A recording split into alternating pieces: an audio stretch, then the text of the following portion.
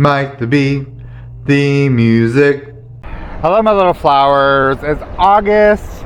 It's 100 degrees outside. That can only mean one thing. Halloween Horror Nights is right around the corner. So I'm here at Universal Studios Florida to check out everything that is up and out at this point, because the event starts in just a few days. So with all that being said, let's go. So walking into the park, like before you even get through the gates, you already see the Halloween Horror Nights sign. It's moved closer to the front entrance of the park this year, so I'm kind of excited for that. It usually sets back more where Minion Valley is now. To have it so close, right there, right in front of the entrance, is kind of amazing to me.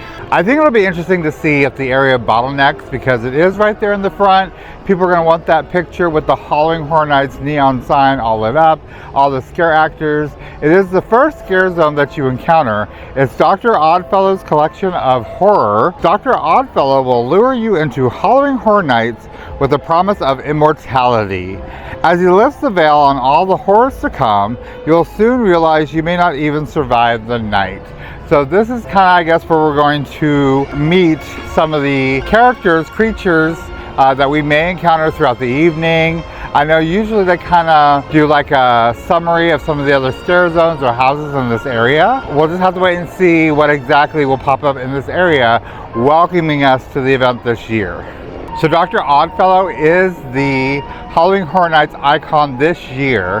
And from what I've been reading and what I've heard, because I'm not very versed on all the stories that connect everything for this event, but what I have heard and what I've read is that Dr. Oddfellow has probably been here the whole time, because there's a lot of stuff that is interconnected this year with the various scare zones and some of the houses, that he's been basically the mastermind behind a lot of the Halloween Horror Nights creatures that we have encountered throughout the years.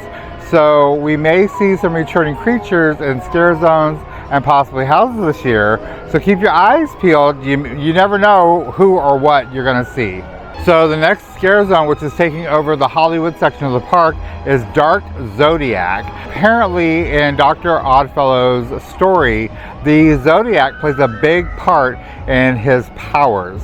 But it's not just the regular Zodiac, it's the Dark Zodiac. So the description on the website is that Dr. Oddfellow has entered a dark dimension to harness the power of the Zodiac and live forever. He twists the signs into malevolent beings who foretell your doom. As his star rises, yours falls. I think this particular scare zone will be a fun one, just because people will be looking for their particular Zodiac. Now remember, it is the Dark Zodiac, it is Dr. Oddfellow, so it's going to be a twisted version of the Zodiac. So you may find something that you weren't expecting, but keep your eyes peeled for your particular Zodiac.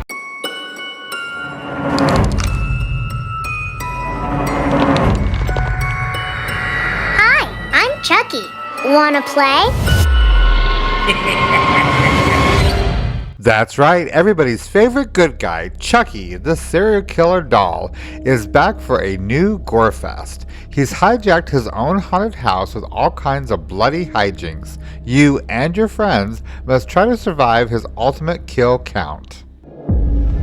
This week, we'll be talking about a conspiracy over 2 decades in the making. We'll uncover the truth about what's really going on at Halloween Horror Nights. The signs are everywhere, hiding in... How many times have you gone... Yes,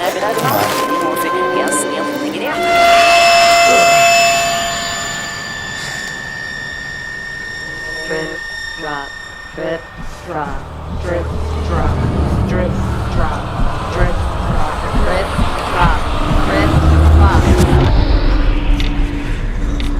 What the?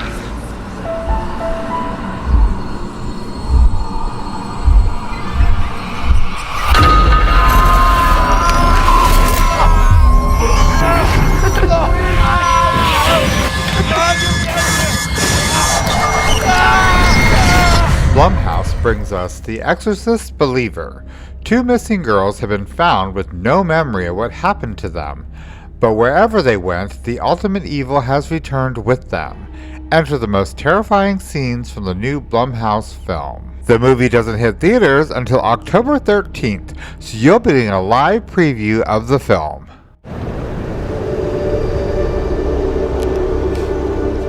Guys, I'm telling you, it's real. Why are you so obsessed with this universal legend?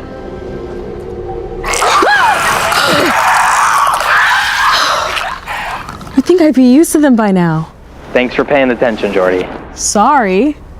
All right, just skip to exactly 32 seconds in the video and Jeez, another conspiracy theory? There's no hidden stuff in the park. Hey, are you guys seeing this?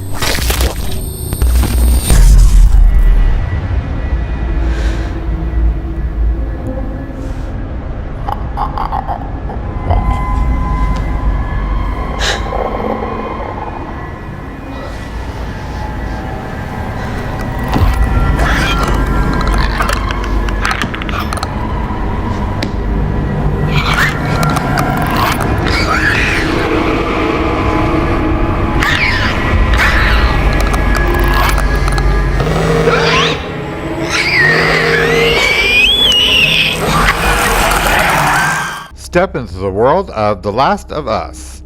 You and your squad will encounter the haunting and overgrown world of the video game in a brand new, terrifying way.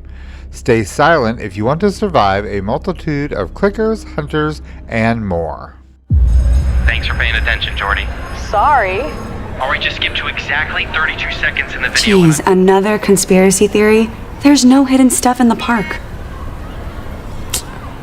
Let me text Jordan. Okay, I gotta go. Ava's almost here.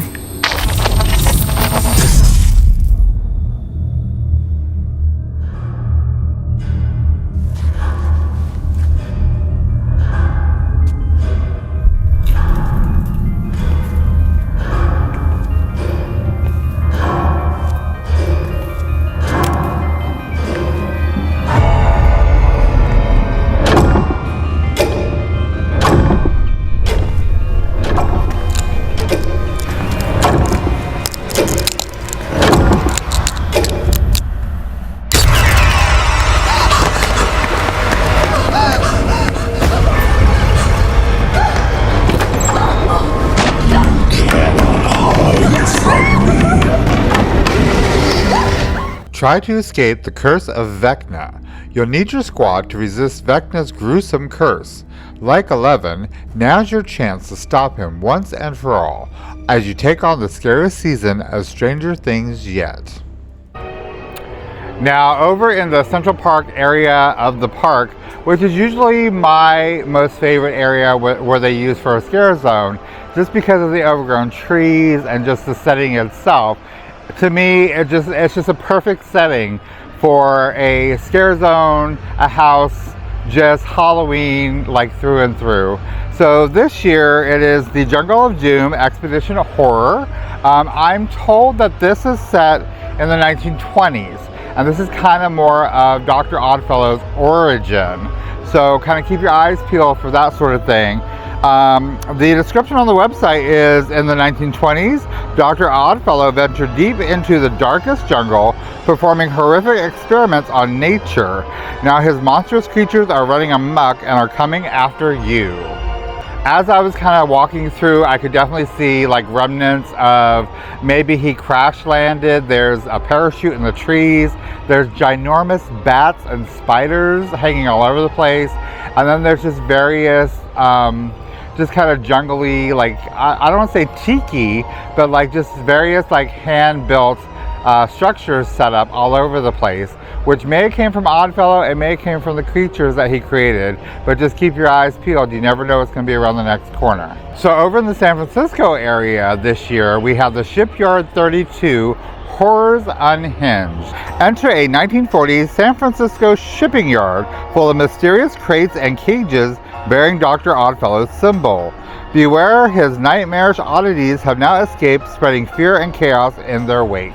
Again, Dr. Oddfellow is up to his mischievous ways, and he has unleashed some of his monsters and creatures in the San Francisco harbor. Some have broken loose out of their crates and various things, but keep your eyes peeled, because I'm told that Dr. Oddfellow at this point in his life has developed, his powers of immortality and can become any beast or creature that he wants to. Joining the 4 IP houses are 6 original concept houses that I'm most excited for. Fame is fleeting, fear is forever. Blues musician Pine Straw Spruce will have to face the music after meeting with the collector and trading his soul for musical glory. You and your squad learn the terrible price of fame in The Darkest Deal. Bleed for the Blood Moon. In a colonial-era village, moon worshippers witness a blood moon at their fall festival.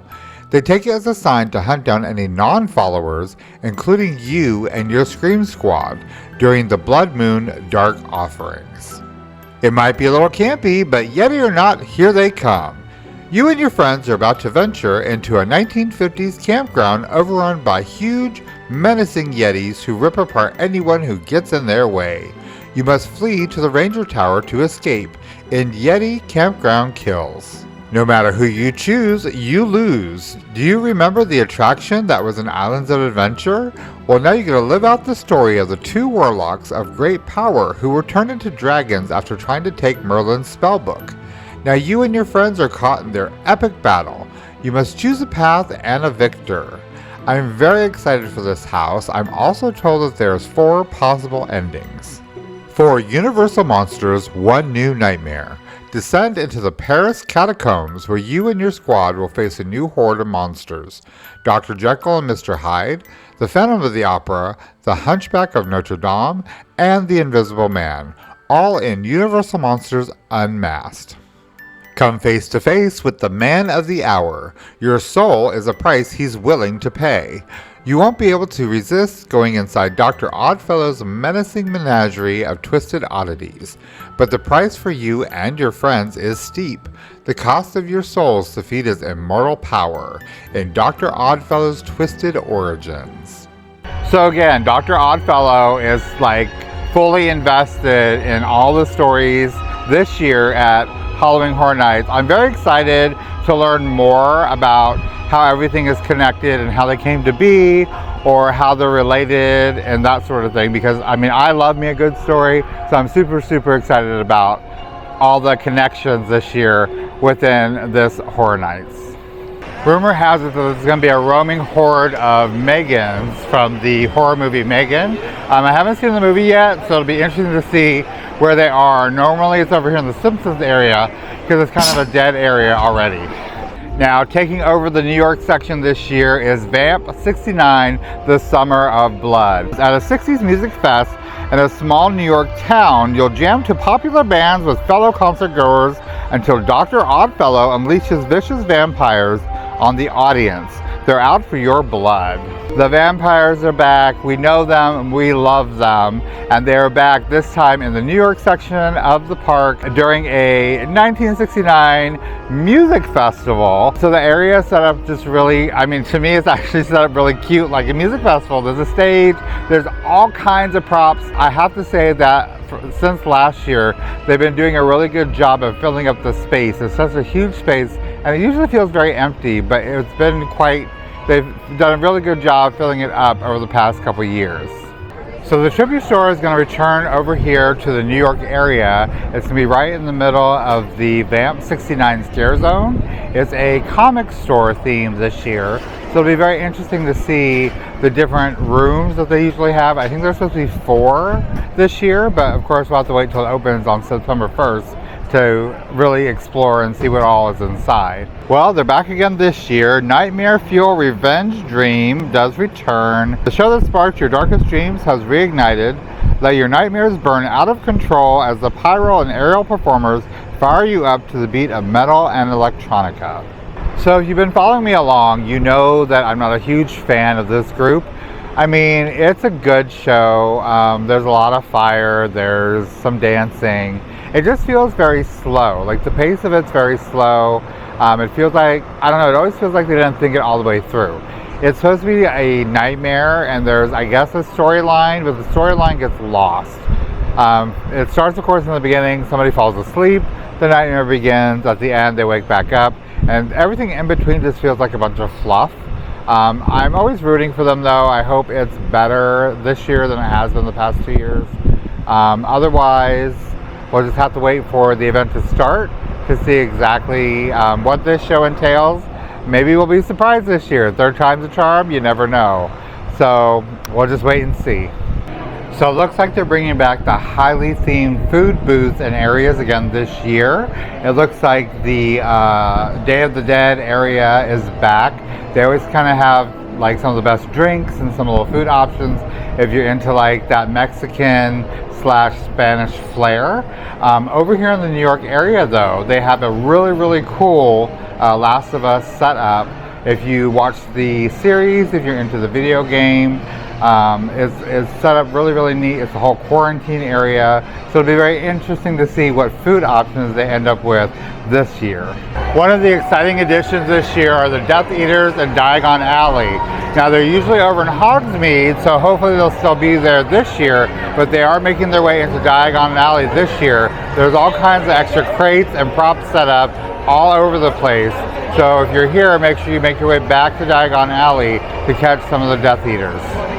Well guys, that's gonna do it. That's all the updates for now. Horror Night starts on September 1st. Make sure you get your tickets and you just come ready. It's gonna be a great year. I cannot wait. So as always, thank you for following along on these little adventures of mine. I am Mike the Bee. You never know where I'm gonna be. I'm just gonna be. I'll see you guys soon. Bye.